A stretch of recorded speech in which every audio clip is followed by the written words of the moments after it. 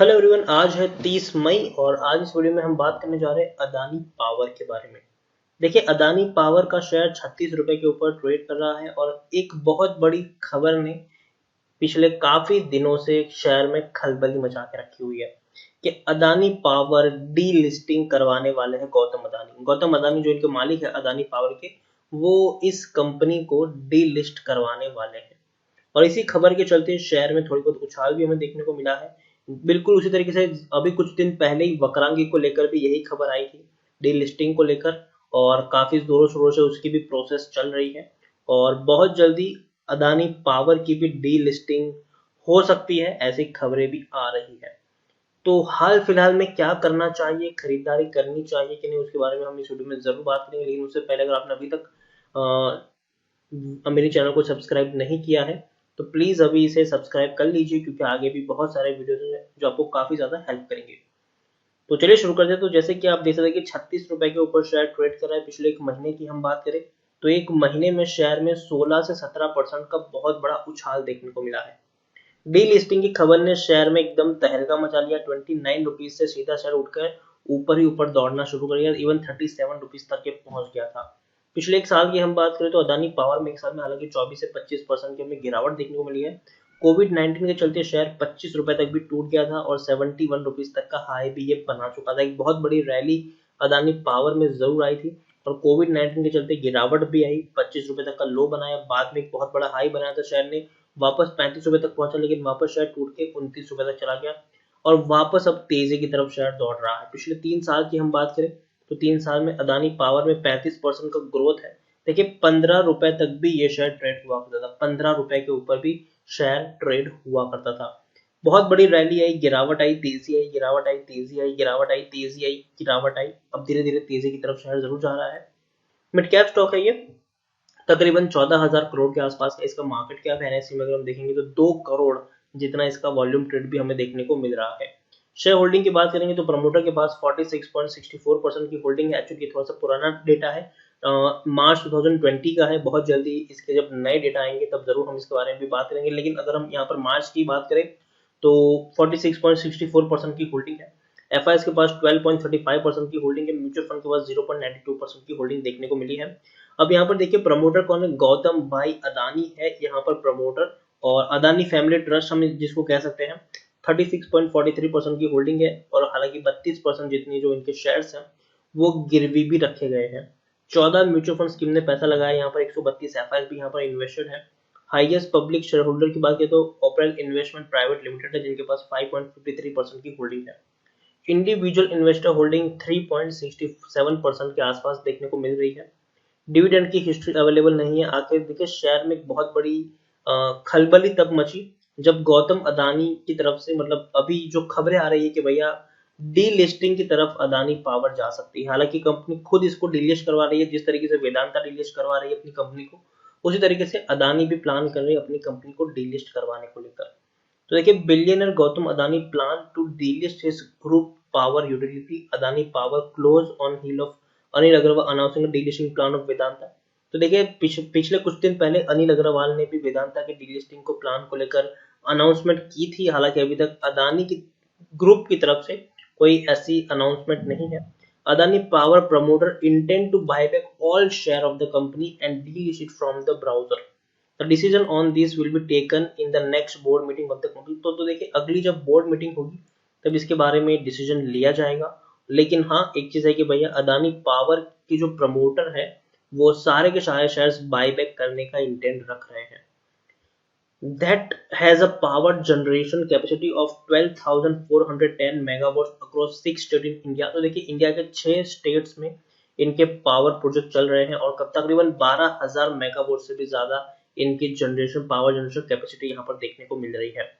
Promoter of the company hold 74.90% stake in the company. तो देखिए, latest ये है कि जो प्रमोटर है इस कंपनी के वो तकरीबन 75% जितनी जो होल्डिंग यहाँ पर ओन करते हैं।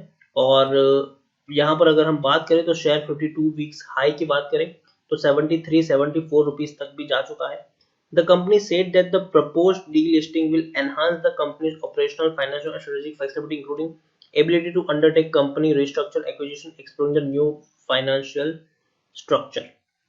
तो देखिए कंपनी के द्वारा ये बताया भी गया है कि डीलिस्टिंग के प्रपोजल को वो इसीलिए लाना चाहती है ताकि कंपनी आने वाले दिनों में अपने जो कंपनी का जो रीस्ट्रक्चर है, एक्विजिशन भी है, और तो और नए फाइनेंशियल स्ट्रक्चर के बारे में वो लोग डिसीजन लेना चाहते हैं और उसको चेंज करना भी चाहते हैं, और अपनी जो स्ट्रेटेजी है वो भी थोड़ी बहुत चेंज करेंगे, फाइनेंशियल स्ट्रेटेजी फ्लेक्सिबिलिटी। तो इसी के लिए वो लोग पूरी की पूरी कंपनी को डीलिस्ट करवाएंगे, जो भी शेयर्स इनके पास है उनसे शेयर्स खरीदने का भी प्लान यहाँ पर है।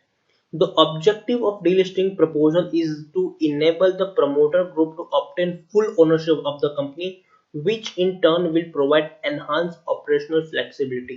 तो देखो ऑब्जेक्टिव कंपनी को डीलिस्टिंग करवाने का जो सबसे बड़ा मेन ऑब्जेक्टिव है वो ये है कि प्रमोटर के पास कंपनी की फुल्ली ओनरशिप आ जाएगी, फुल्ली ओनरशिप कंपनी के पास आ जाएगी। As the company will no longer remain listed in India, there will be a reduction in the dedicated management time to compile the requirement associated with the continued listing which focus company's business। तो देखिए company के पास जब पूरी facility आ जाए तो आने वाले दिनों में वो कंपनी को और ज्यादा फोकस कर पाएंगे, ऐसा उनका कहना है, ठीक है। Adani Power said that the plan to delist was in line with the strategy to expand its operation into the new geographic and new business activities which may have different risk profile, longer gesture period compared to the current risk profile। तो देखिए company ने ये बोला है कि delisting के पीछे उनका ये प्लान है कि वो अपने जो ऑपरेशंस है वो और नई नई जगहों पर करने की सोच रहे हैं, जो थोड़ा बहुत रिस्की प्रोफाइल भी है लेकिन लॉन्ग पीरियड में एक अच्छा खासा उनको फायदा भी करवा सकता है। उनका ये भी कहना है कि we believe that the delisting proposal is in interest of the public shareholder as will provide the public shareholder an opportunity to exit from the company at a price determined. तो देखिए यहाँ पर उनका ये भी कहना है कि डीलिस्टिंग करवाने से पब्लिक शेयर होल्डर को भी फायदा होगा, क्योंकि भैया वो अगर चाहते तो कंपनी की में से एग्जिट कर सकते हैं और अच्छा खासा प्राइस उनको दिया जाएगा, जो करंट प्राइस है उससे बेटर ही प्राइस हमेशा जब डीलिस्टिंग कंपनी जब खुद डीलिस्टिंग करवाती है तो जो करंट प्राइस है उससे थोड़ा बहुत बेटर प्राइस मिलता है यहाँ पर। The valuation of the company have declined as the, तो देखिए कोविड-19 के चलते ऑलरेडी कंपनी की वैल्यूएशन में काफी ज्यादा गिरावट आई है एंड दिस ऑफर में good opportunity for promoter to buy back share. देखिए कोविड-19 के चलते जैसे कि हम देख सकते हैं कि शेयर के प्राइस में एक बहुत बड़ी गिरावट आई है और ये एक्चुअल में कंपनी के प्रमोटर के लिए अच्छा है। जैसे कि ये चीज हम वेदांता के वक्त भी डिस्कस कर चुके थे कि ऑलरेडी शेयर जब इतना सस्ता है और प्रमोटर अब यहाँ से उसको डीलिस्ट करवा रहे हैं तो फायदा किसका है, प्रमोटर का। आप खुद सोचिए कि जो 70 रुपए से 65 रुपए से होल्ड करके चल रहे हैं अदानी पावर का शेयर, उसको तो भैया 60-65 का प्राइस मिलने से रहा, ठीक है। अभी शेयर ट्रेड कर रहा है 36 रुपए के ऊपर, तो जो मैक्सिमम प्राइस मुझे लग रहा है वो 45 रुपीज 40 से 45 रुपए के आसपास का प्राइस शायद कंपनी ऑफर कर सकती है, उससे ज्यादा तो ऑफर नहीं करेगी, ठीक है। हालांकि किस प्राइस, कौन सा प्राइस ऑफर किया जाएगा अभी भी उसके बारे में कोई डिटेल सामने नहीं आई है, लेकिन जनरली ये होता है कि जिस प्राइस पर ट्रेड कर रहा होता है उससे ज्यादा का ही प्राइस यहाँ पर ऑफर किया जाता है। अभी तो कोई प्राइस सामने नहीं आई है। वेदांता की जब खबर आई थी डीलिस्टिंग की तो प्राइस सामने आ गए थे कि 87.50 रुपीज, लेकिन यहाँ पर कोई प्राइस सामने अभी तक नहीं आई है। तो हर कोई अपना ही अलग अजम्पशन लगा रहा है कि भैया शेयर का 40 रुपए का मिलेगा, कुछ कह रहे हैं कि 45 मिलेगा, कुछ कह रहे हैं कि 36 मिलेगा, कुछ कह रहे हैं कि 50 तक मिल सकता है। तो भैया हर किसी के अलग अलग अजम्पशन है यहाँ पर, तो मैं प्राइस को के बारे में यहाँ पर बात नहीं करूंगा, लेकिन हाँ मैं आप ये मान के चल सकते हैं कि जिस प्राइस पर ट्रेड कर रहा होगा उससे कम से कम आपको 7 या 8% तो ज्यादा ही मिलेगा, या फिर उससे भी ज्यादा हो सकता है। अगर कंपनी अच्छी रही तो और ज्यादा प्राइस भी ऑफर कर देती है, लेकिन जनरली बहुत ज्यादा प्राइस ऑफर नहीं किया जाता। वही चीज हम वेदांता में भी देख चुके थे, सिर्फ 9% हायर प्राइस उन्होंने दिया था, जिस प्राइस पर ट्रेड करा था उससे ऊपर 9%।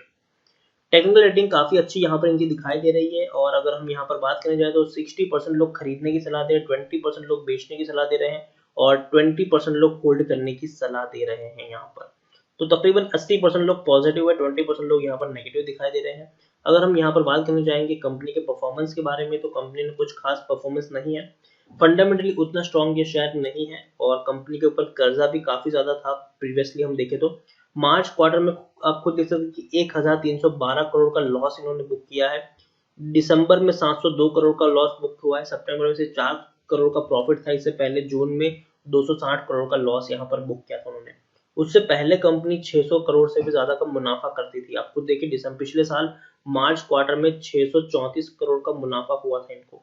लेकिन पिछले 4 क्वार्टर में कंपनी का परफॉर्मेंस कुछ खास अच्छा नहीं रहा, इवन वर्स्ट परफॉर्मेंस रहा ऐसा हम कह सकते हैं। लेकिन डी लिस्टिंग ने वापस से इसमें जान फूंक दी है। डी लिस्टिंग की खबर ने वापस से इसमें जान फूंक दी है। जैसे कि हम देख सकते हैं यहाँ पर प्रमोटर की जो होल्डिंग है वो कांस्टेंट है, 74.97% की होल्डिंग है। प्रमोटर के द्वारा गिरवी रखे शेयर भी इंक्रीज हुए। देखिए 30% की जो पहले होल्डिंग गिरी थी, अब 32 से 32.5% की होल्डिंग है। एफआईएस ने होल्डिंग इंक्रीज की है, 9.99% की होल्डिंग अब 12.35% तक पहुंच चुकी है। म्यूचुअल फंड ने एक बहुत बड़ी होल्डिंग गिराई है, 2.73% की होल्डिंग 0.92% की देखने को मिल रही है। इंश्योरेंस कंपनी ने यहाँ पर हाथ भी नहीं डाला है। देखो तो मैं यही कहूंगा कि जिन्होंने पास शेयर है वो चाहे तो इसको होल्ड कर सकते हैं, क्योंकि देखिए ऑलरेडी जो प्राइस आपको ऑफर होगा वो एटलीस्ट करंट प्राइस से तो ज्यादा ही होता है। तो जिनके पास है वो चाहे तो होल्ड कर सकते हैं, जिनके पास नहीं है वो छोटी क्वांटिटी यहाँ पर खरीद सकता है। देखिए मैं ज्यादा बड़ी क्वांटिटी की सलाह बिल्कुल भी नहीं दे रहा, क्योंकि हमें नहीं पता कि कौन सा प्राइस ऑफर होगा, कितने प्राइस पर डीलिस्टिंग होगी वो हमें नहीं पता है। लेकिन हाँ डीलिस्टिंग होती है तो आपको पैसा जरूर मिलता है, ये बात भी श्योर तय है यहाँ पर। तो डीलिस्टिंग जरूर होगी कंपनी के, नहीं वो तो देखने वाली बात है। और कौन सा प्राइस ऑफर किया जाएगा वो भी अभी तक कुछ सामने नहीं आया है। तो मैं यही कहूंगा कि खरीदारी की है तो बने रहो, और नहीं खरीदा है तो छोटी क्वांटिटी आप चाहे तो एक्सपेरिमेंट के तौर पर यहाँ पर ले सकते हैं। तो इसी साथ वीडियो को एंड करूंगा। अगर आपको वीडियो पसंद आया हो तो प्लीज इसे लाइक करो, शेयर करो, चैनल पर पहली बार तो प्लीज सब्सक्राइब करें। और अदानी पावर के बारे में आप क्या सोचते हैं वो भी आप मुझे कमेंट में लिखकर बता सकते हैं। Thank you.